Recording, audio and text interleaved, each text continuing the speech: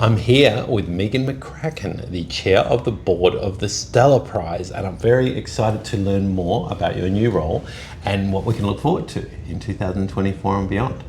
Yeah, absolutely excited, and also excited to have a chair of the Stella Prize that's based in Western Australia, of course. Absolutely. And so is there a plan to move Stella activities somewhat westward, or is that something in the works, or is that something you can talk about? Or what are your main sort of goals heading into the role? Yeah, well, in terms of, we're a national prize, and we've got board members from across the country, so we've always had board members in Western Australia. So, but I would like people in Australia to see the Stella Prize as being something it is a truly national business and national award. What's in the works? Well, we have a number of arms. So we've got the Stella Prize, of course, which has been running for 13 years. We also have the Stella Count. So we count and look at how women's writing is promoted in the country, and then we have initiatives. And so for those who don't know, tell us a little bit about the origin of the Stella Prize and how it came about and why.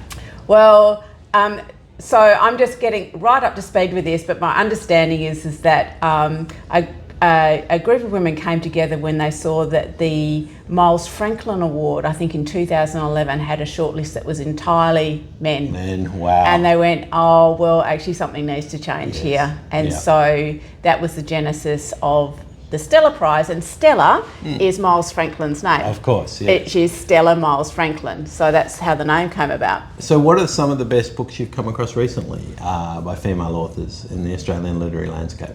Well, I'm reading Praiseworthy at the moment by Alexis Wright, which won the Stella Prize this year.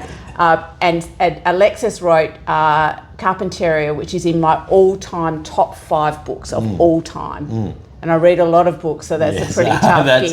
And I'm about a third of the way through Praiseworthy at the moment. But if you look at just the Stella authors over the last few years, I mean, it's just a wealth.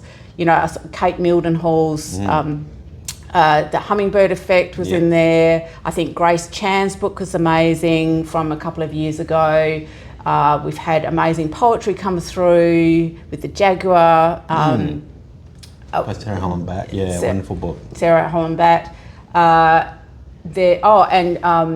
We've had Dr. Anita Heiss with her book, I think 2 years ago, was shortlisted. So there's been 144 long-listed books in the Stella Prize, and I think that's 122 separate authors, and in there is just the most extraordinary wealth of books.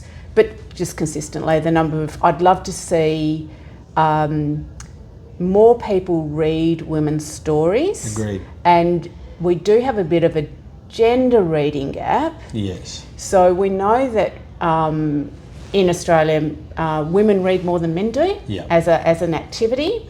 And when men do read, we know that they're reading mostly books by male authors. And so what we'd love to do is see more men want to read women's voices. We want to encourage them and build access to women's voices. So where's the goal? Well, that's wonderful. Well, look, thank you for taking the time to talk with me, Megan. I'm Laurie Steed, Partnerships and Development Manager at Writing WA, and we look forward to hearing more from you soon. Thank you.